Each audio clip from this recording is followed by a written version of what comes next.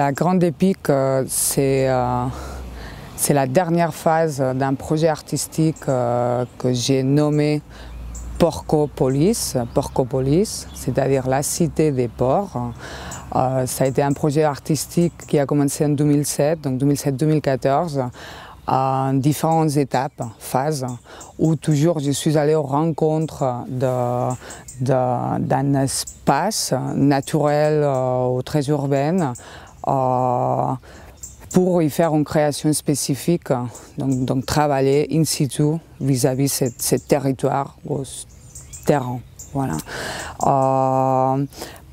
Pour moi, c'est un projet que, s'il faudrait que je résume, on a brassé.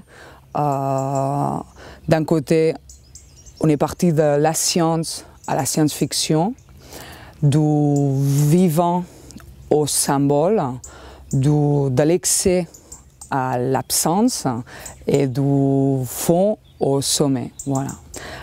Tout ça pour dire que c'est un projet qui m'a permis parler, qui me permet de parler d'une chose que ça m'intéresse beaucoup, que c'est l'identité humaine, confrontée avec voilà, une certaine animalité, bestialité, qui me permet de parler des origines, voilà, comme une sorte de genèse. Donc tout ça, il faut le voir dans une évolution, d'où déjà la dernière création, d'où déjà depuis 2011, cette approche vers cet animal, où d'abord ça a été très physique, très vivant, très intense. Tout d'un coup, j'ai eu l'envie de le mettre ailleurs, de parler du symbole, de parler de qu'est-ce que moi je suis en train de mettre là-dedans et de parler plus de la terre. Voilà, que de cet animal qui est tout le temps sous la terre. Voilà, c'est comme si j'ai descendu un peu vers quelque chose de plus profond qui m'a permis, voilà, de me poser des questions privées, mais qu'après j'ai un effet universel, voilà, avec qui nous sommes, d'où on vient, qui nous précède, qu'il y a avant, qu'il y a après nous. Et donc de cette identité et de cette récréation un peu d'un mythe, d'un nouveau mythe contemporain. Donc je venais depuis 2012 d'un moment très fort où le symbole c'était une sorte d'axe. Ça m'intéressait beaucoup de travailler vis-à-vis de l'équilibre. C'est comme cet animal pouvait représenter une sorte d'équilibre, une sorte d'axis mundi, donc, qui se reconstituait.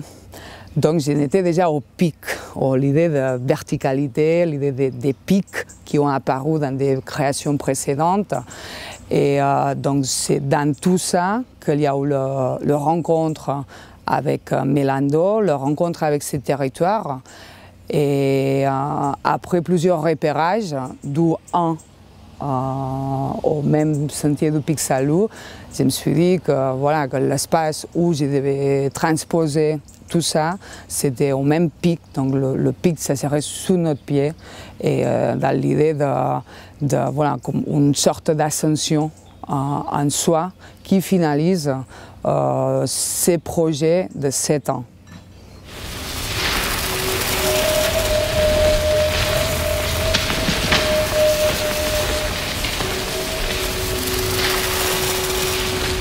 On a mis en place 4 ateliers, 4 moments dans 4 populations d'ici au territoire, Vieux-le-Fort, Saint-Martin de Londres, Claret et Sainte-Croix de Quintillargues, voilà, où on a eu un groupe dans chaque atelier, où nous on est arrivé avec le matériel brut, c'est-à-dire des structures en fer, que déjà on appelait des grosses têtes, et donc on a mis chacun des participants performeurs dans cette fabrication de cet objet plastique, non? Un objet qu'on a fabriqué avec des végétaux et qu'après on a carbonisé jusqu'à les mettre en représentation. Un objet que c'est chacun qui a réempli dans tous ces volumes qui a mis l'histoire dans laquelle ils sont porteurs, aussi avec des exercices que moi j'ai fait dans tous les ateliers pour les amener à exprimer cette histoire que moi j'ai résumée avec un mot. Donc chaque porteur, il était porteur d'un mot. Ces mots, elle nous disait en fait toute l'histoire de laquelle ils étaient porteurs hier soir et de laquelle au sommet ils l'ont exprimé, non? Et ils ont déclamé toutes ces grosses têtes, donc toute cette histoire. Ils ont pris la vie un peu au sommet pour après redescendre et laisser cette histoire un peu suspendue dans toute la région, quoi.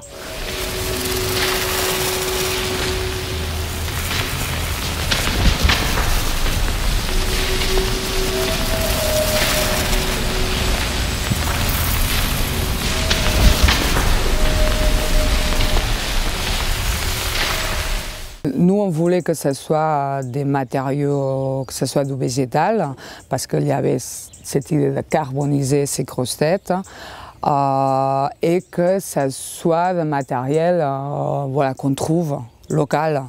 On a rencontré une personne, Martine Casales, qui nous a dit on pourrait d'abord faire les bouts de cette grosse tête en osier. Donc c'est là qu'il y a eu le choix de l'osier parce qu'elle s'apprêtait aussi à nous montrer toute la technique. Donc elle a été présente aux 4 ateliers pour montrer aux participants avec Thierry Simonet, le plasticien de l'équipe, pour amener cet atelier et pour qu'à la fin du week-end, tout le monde il avait construit la base, le squelette de cet objet.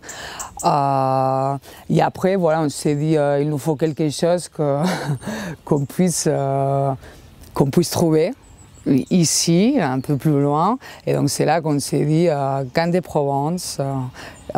Et donc on a coupé tous les cannes, qu'on les a nettoyées un par une, qu'on les a coupées en 4, qu'on a nettoyé tous les lamelles. Donc finalement ça faisait plus de 5000 ou 6000 lamelles qu'on a tressées sur cette structure en fer qu'on a décidé de faire parce que aussi le timing qu'on avait de fabrication d'atelier, il était assez juste pour des personnes qu'on n'a aucune idée de la vannerie, du tressage. Donc voilà, et pour qu'après il y avait la question de c'est un objet fragile et donc cette structure elle permettait de renforcer cet objet. Donc c'est là que la structure elle a apparu pour des questions techniques. C'était un peu la base et après sur laquelle on tressait ça. Après, il y a eu, donc ça a été une première phase de cet objet. La deuxième phase de cet objet, c'est chaque participant a choisi une partie de son visage qu'il voulait porter sur cette grosse tête. Donc ça c'était aussi très intéressant, toute cette approche avec eux, cette intimité et cet œil qu'on prenait de cette personne et il était après imprimé sur cette grosse tête. C'est comme si cette histoire, j'ai pu l'entendre à travers le regard ou à travers la bouche, ou à travers... Voilà, hier déjà il y avait une situation très comique vis-à-vis de ça, il y avait une grosse tête que c'était la bouche et donc elle montait, d'avant elle avait 2 fils qui n'arrêtaient pas de parler, des spectatrices, ils n'arrêtaient pas de parler, blablabla. Et voilà, on voyait la bouche après, non, ça faisait... Voilà, c'est comme si ça faisait des micro-histoires dans cette ascension et c'était finalement comme si cette bouche, elle nous donnait son point de vue, son histoire, le point de vue des spectateurs.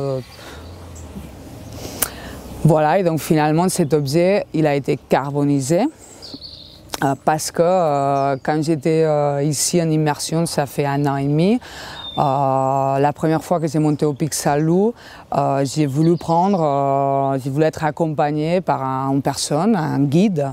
Donc c'est là que j'ai rencontré Martial Acoaron, qui m'a accompagné au Pic, qui m'a fait une visite du Pic.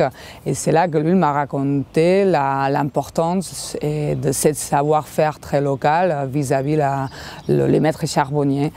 Et donc c'est là qu'on s'est dit, bah, ça c'est super intéressant, que la carbonisation, ça soit ça soit un des moments qui vont marquer un point d'inflexion vis-à-vis de cette tête aussi. Et comme ce petit rituel, et comme profiter de tout ce savoir-faire local pour le mettre dans cette création, dans cette écriture spécifique qu'on a fait pour le Pixalo avec une cinquantaine de participants pendant un an. Voilà.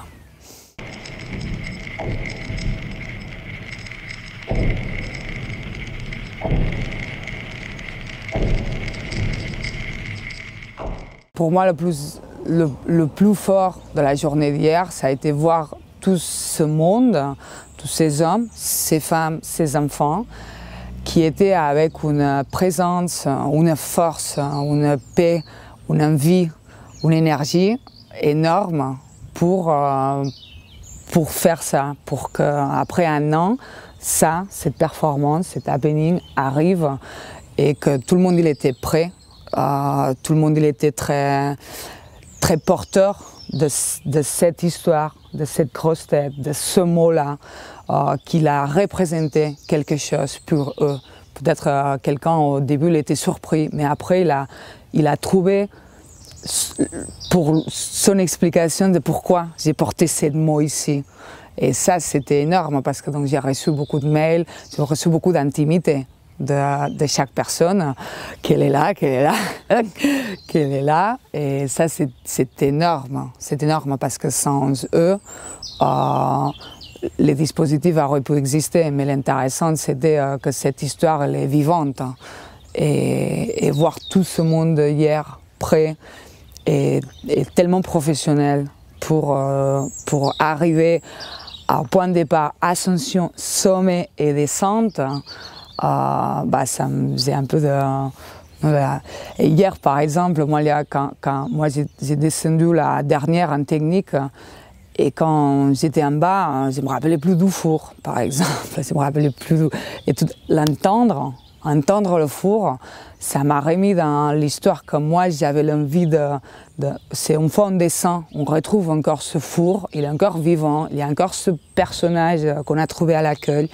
Et j'ai découvert chaque mot que chaque personne, une fois la descente, sortait de lui pour le poser dans l'espace et découvrir tous ces mots posés dans l'espace. Tout le monde avait réfléchi beaucoup comment le laisser, comment le poser. Et ça, c'était énorme. C'était énorme. Découvrir une autre fois la pierre, la paille, la perspective, non? Et voir chacun. Et je ne l'ai pas vu parce que j'étais en haut, non? Mais j'ai pu voir chacun comment il a fini cette histoire, comment il l'a laissé incrusté dans ces paysages. Et voilà, comme chacun il a trouvé du sens à tout ça, son sens. Et donc ça, c'était énorme. Ça, c'était énorme.